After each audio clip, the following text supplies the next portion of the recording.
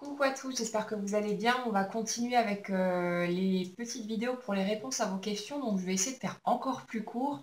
Là, je vais partir sur deux questions. Donc on va faire au plus simple. Et on va démarrer tout de suite. Les explications sont sous la vidéo. Donc pour ceux parmi vous qui auraient envie de participer, de poser des questions pour les prochaines vidéos, vous regardez dans le descriptif et vous avez toutes les infos par ici. Alors on commence tout de suite avec la question d'Isabelle. Pourquoi mon énergie, enfin n'attire pas un partenaire de vie? Je me sens prête à vivre une relation équilibrée et harmonieuse. Isabelle, en fait, moi ce que je ressens dans ton énergie, c'est que t'as pas vraiment envie en fait de vivre cette relation, en tout cas sous la forme sous laquelle tu étais partie à la base. C'est comme si d'un côté tu avais envie de partager des moments avec quelqu'un, de vivre une relation, mais pas en allant dans quelque chose qui te bouffe tout ton temps, te bouffe toute ton énergie. C'est comme si tu avais envie de vivre quelque chose mais en même temps que tu n'avais pas envie de faire de la place à une nouvelle personne dans ta vie, que tu n'avais pas envie de céder du terrain par rapport à ton petit train-train, ta routine, à tes activités, à tes passions, tes loisirs, ce que tu vis déjà maintenant en fait. Et il y a une espèce de contradiction dans ton énergie entre la part de toi qui a envie de vivre des émotions de nouveau et le type d'émotion qu'on ressent uniquement quand on est en relation avec un partenaire amoureux ou seulement sexuel d'ailleurs, hein, c'est pas forcément amoureux non plus, mais il y a cette part de toi qui a envie d'être à nouveau chamboulée, qui a envie d'être bousculée, d'avoir le cœur qui cogne, les papillons dans le ventre et tous ces trucs-là. Et il y a l'autre part de toi qui a une certaine routine bien ficelée qui a l'air de lui convenir en plus. Et on dirait que tu n'as pas envie de faire de la place, d'aller chambouler tes plans, d'aller chambouler ton train-train pour faire de la place à quelqu'un en ayant une espèce de vision qui dit oui, et puis de toute façon, si c'est pour qu'ils viennent m'emmerder en plus, un truc comme ça dans le fond qui traîne. Euh, Comme si tu avais suffisamment cheminé envers toi-même maintenant pour te sentir bien dans ta vie, bien dans ta peau, bien dans tes baskets. Tu sais que tu peux te débrouiller par toi-même, tu sais que tu peux avancer, trouver ton propre chemin.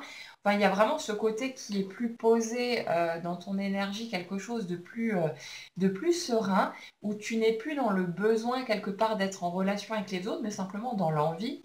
Et il y a cette espèce de contradiction entre la part de toi qui a envie euh, d'être émoustillé de nouveau, de vibrer dans le cadre d'une relation, et l'autre part de toi qui dit oh non, je vais quand même pas me faire chier de nouveau avec quelqu'un. Et en gros, comme on ne sait pas sur quoi on va tomber, quel type de relation, quel type de personne, ce genre de truc, et ben il y a une part de toi qui a pas tellement envie que ça d'y aller, c'est pour ça que tu n'en attires pas. Plus généralement, pour toutes les personnes qui sont dans un cas de figure comme celui-ci, si on n'a pas de partenaire dans notre vie, c'est tout simplement parce qu'il y a une part de nous qui n'est pas d'accord avec ça, qui n'en a peut-être pas réellement envie ou qui peut encore avoir peur aussi d'y retourner tout simplement. Peut-être que soit on est seul depuis longtemps ou alors on a vécu des expériences difficiles avant ou les deux mélangés. Et du coup, il y a une part de nous qui peut encore avoir peur, qui peut avoir des appréhensions, qui peut avoir tendance à imaginer que la suite et ce qu'on pourrait revivre va être du même type que ce qu'on a vécu avant. Donc du coup, forcément, on n'a pas envie d'y aller. Donc il peut y avoir effectivement ce type de contradiction où on est persuadé d'avoir envie d'avoir quelqu'un dans sa vie et où si on allait creuser un petit peu derrière et qu'on arrivait à être vraiment honnête avec soi-même, on se rendrait compte qu'en fait on n'a pas tellement envie que ça, qu'on est bien dans notre petite vie, dans notre petit train de vie bien pépère et que il y a peut-être différentes raisons qui font qu'au fond on n'a pas tellement envie que ça de chambouler tout ça. Il y a aussi une autre crainte qui ressort souvent, c'est celle de prendre tellement l'habitude d'être seul et de vivre une certaine routine, justement d'avoir ses habitudes et tout ce qui s'ensuit, que du coup, on a la crainte de s'enfoncer en fait dans ce type de mécanisme et de du coup ne plus jamais avoir l'envie que ça change et de plus jamais rien vivre. Il y a une espèce de truc comme ça qui plane en fond et qui fait que du coup on peut avoir la peur justement de s'enchaîner soi-même dans sa solitude, d'y trouver un certain confort, un certain bien-être, et ça c'est cool, mais on a peur en fait de se sentir tellement bien là-dedans, de s'engluer soi-même là-dedans, que du coup on n'aurait plus jamais envie de vivre quoi que ce soit d'autre, et une espèce de forcing du coup qu'on met presque en place à vouloir à tout prix bouger, faire bouger les choses, comme pour casser ce schéma, comme pour en sortir, et comme pour se prouver à soi-même que non, on ne va pas s'enchaîner soi-même dans la solitude et se condamner quelque part à l'éternité de cette façon-là, en tout cas jusqu'à la fin de nos jours. Donc il y a un truc de ce type-là aussi qui traîne souvent. Et je vous invite à aller vérifier où vous en êtes et à simplement vous confronter en sachant que on ne sait jamais quelles envies pourraient être les nôtres demain ou même dans 5 minutes. Donc c'est pas parce qu'aujourd'hui vous vous sentez bien dans votre positionnement ou peut-être dans votre solitude, dans les habitudes que vous avez prises, que forcément vous allez rester enfermé là-dedans et que vous n'aurez plus jamais envie de rien d'autre. Peut-être qu'il y a juste besoin que certains éléments mûrissent encore un peu plus, que certaines barrières tombent encore, que certaines prises de conscience arrivent et c'est tout. Donc essayez de ne pas vous prendre la tête, de simplement reconnaître ce que vous ressentez dans l'instant et de vous laisser le temps de vivre les choses à votre rythme, de voir où vous en êtes et le jour où l'envie reviendra, soyez certain que la vie va mettre sur votre route une rencontre, peut-être même plusieurs, en fonction de vos souhaits, de ce que vous désirez vivre et les choses se feront de toute façon. Donc même si le désir est inconscient, hein, ça se fera naturellement. Donc laissez-vous porter. Faites-vous un petit peu confiance en sachant qu'il y a une part de vous qui gère l'ensemble du tableau et qui vous connaît par cœur.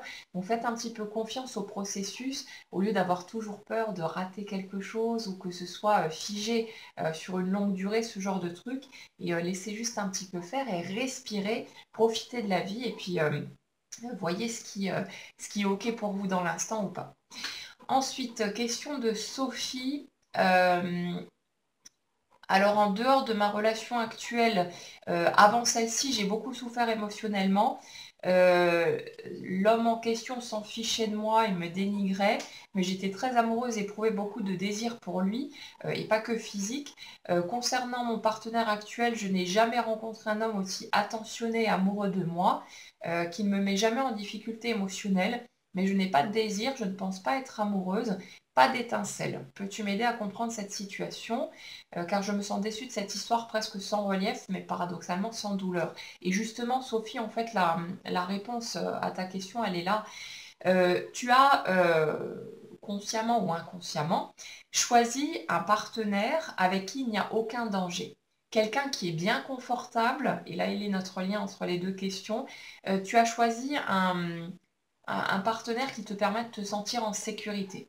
Tu as vécu avant quelque chose qui était difficile pour toi au niveau émotionnel, quelqu'un qui t'a cassé, vraiment où il y avait un ressenti très fort de ton côté, mais où en parallèle, ben, tu t'es retrouvé avec une espèce de bourreau qui t'a fait beaucoup souffrir, qui t'a donné une image de l'homme aussi pas très reluisante et qui te donne pas forcément envie d'y retourner non plus.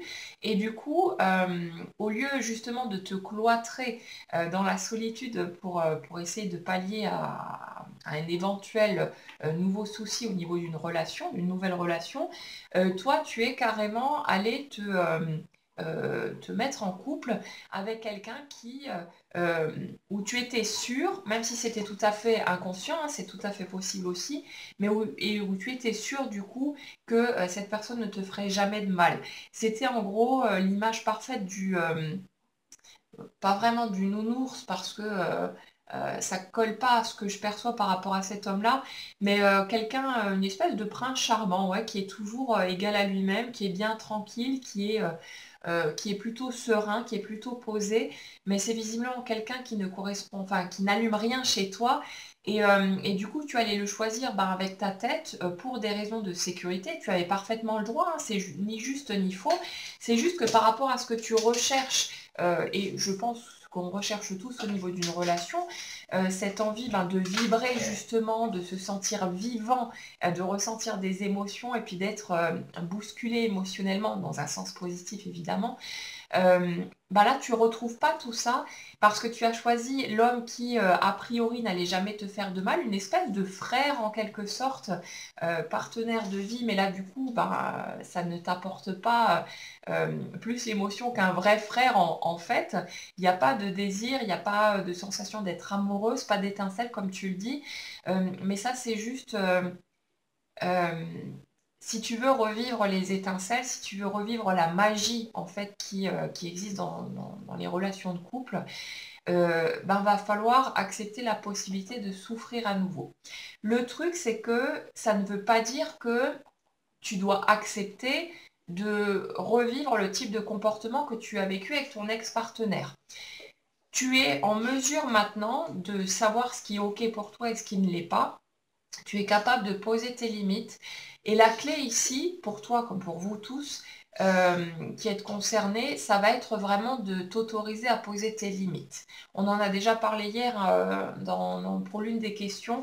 C'est très important de vous autoriser à poser vos limites, d'arrêter de vous juger, vous, quand vous dites stop à quelqu'un, même si votre réaction est virulente, même si vous explosez de colère, vous avez le droit, c'est humain, et vous ressentez ce que vous ressentez. Derrière la colère, il y a toujours une blessure, et ça ne fait pas de nous de mauvaises personnes que d'exploser un bon coup, de hurler un bon coup.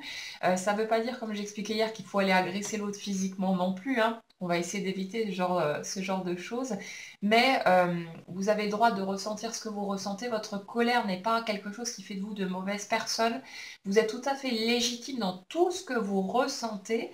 Vous pouvez aussi essayer de vous apaiser d'abord pour ensuite réagir un petit peu plus, un peu plus loin derrière quand vous serez un peu plus apaisé. Mais le truc ici, c'est vraiment de s'autoriser à dire stop quand on voit que l'autre dépasse la limite. Peut-être que c'était juste un truc accidentel, hein. Parfois on est maladroit, parfois on réagit bêtement, ça arrive à tout le monde. Donc c'est pas parce qu'il y a une fois un incident que forcément l'autre est une mauvaise personne ou un pervers narcissique et que du coup il faut fuir à toutes jambes. Simplement, il faut faire la part des choses, voir aussi si ce type de comportement se reproduit, voir si on essaie de se masquer soi-même la vue en essayant de se convaincre que l'autre est une bonne personne, alors qu'on le voit en fait répéter le même type de schéma, essayer de nous piquer sans arrêt, de nous casser, de nous critiquer, de nous juger tout le temps. Là, au bout d'un moment, ça peut passer une fois ou deux accidentellement, je veux bien, mais il faut que le comportement de l'autre à côté soit bienveillant et attentionné. On peut tous être de mauvaise humeur, piquer une petite crise ou ce genre de truc, ça arrive à tout le monde, mais il faut faire la part des choses pour voir si c'est effectivement juste un petit coup d'éclat parce que, je sais pas, c'est la pleine lune ou ce genre de truc, ou si c'est vraiment dans la façon d'être de l'autre, qu'il recommence sans cesse les mêmes schémas. Suivez votre ressenti parce que ça, on le sent dès le départ, et c'est généralement quand on ne s'écoute pas qu'on finit par s'en vouloir soi-même, par tomber dans des espèces de pièges relationnels, et par se dire, ah, si seulement je m'étais écouté, écoutez-vous tout de suite, autorisez-vous à le faire et n'ayez pas peur de passer à côté de quelque chose. Donc Sophie, si tu as envie d'aller revivre ces étincelles, c'est pas ta tête qu'il va falloir écouter, ne pas faire le tri en fonction de alors lui il coche tel ou tel critère, il m'a l'air d'être quelqu'un de bien, je peux y aller, mais d'écouter ton ventre, tes tripes, ton ressenti, en sachant que il n'y a pas d'amalgame à faire entre le fait de ressentir cette explosion intérieure, ces feux d'artifice intérieurs, et le fait que l'autre soit une mauvaise personne. C'est pas le trip du bad boy où on va être attiré par le garçon qui va forcément nous détruire. Il n'est pas question de ça ici. C'est juste une question de faire un petit peu la part des choses et en sachant qu'un homme très bien pourra aussi provoquer ces étincelles à l'intérieur de toi. Mais il va falloir que tu choisisses avec tes tripes et que tu oses prendre le risque à nouveau de souffrir. C'est une possibilité dans n'importe quelle relation et on ne peut pas vivre une histoire d'amour sans prendre le risque de se casser la figure derrière. On n'a jamais aucune garantie de quoi que ce soit, mais je vous dirais, la question c'est de se demander, est-ce qu'on préfère vivre une vie bien sécurisante et bien rassurante, bien plate et terne aussi, ou est-ce qu'on préfère se dire, ben ok, peut-être que j'ai vécu des choses difficiles, peut-être que j'ai souffert à certains moments, mais au moins j'ai vécu tout ça, j'ai rempli ma boîte à jolis souvenirs aussi, j'ai ressenti toutes ces émotions, parce que ce qui fait qu'on se sent vivant, ce sont ces émotions qu'on ressent quand quelqu'un va nous remuer les tripes à un point où on va avoir les larmes qui montent aux yeux tellement c'est puissant, tellement c'est fort. Personnellement, je préfère avoir vécu ce genre de choses que de m'être contentée de liens qui étaient bien sécurisants, bien rassurants, mais on ne ressent rien du tout. Ce sont nos émotions qui font qu'on se sent vivant, qu'on a l'impression que la vie en vaut la peine. Donc à chacun, bien sûr, de poser sa limite et de voir ce qui lui convient ou pas. Évidemment, c'est à vous de voir où est-ce que vous avez envie d'aller, ce qui est OK ou pas pour vous. Mais pour ta problématique, Sophie, c'est vraiment par là que ça se pose. Donc à toi de voir à quel moment tu te sentiras prête à prendre le risque à nouveau, la possibilité de souffrir, oui, en sachant qu'on peut aussi ne pas souffrir et vivre plein de belles choses. Mais même si ton partenaire actuel est quelqu'un de très bien, tu as le droit de quitter cette relation qui ne te convient pas, qui ne t'apporte pas ce que tu cherches, en sachant qu'en général, le miroir est d'actualité aussi et que quand on n'est pas heureux dans une relation, même si on n'a absolument rien à reprocher à l'autre, on a le droit d'en sortir et on n'a pas non plus à s'excuser, à se justifier, à faire comme si on agissait comme une mauvaise personne. On a le droit de simplement sortir de la relation parce qu'on n'y trouve pas notre compte et sans qu'on ait quoi que ce soit à reprocher à l'autre, hein. On peut lui exprimer simplement comme ça, dire les choses sincèrement et puis généralement c'est un cadeau qu'on fait à l'autre aussi pour lui permettre d'aller vivre lui-même le type de relation qui pourra lui convenir également et où tout le monde du coup pourra trouver son chemin là-dedans.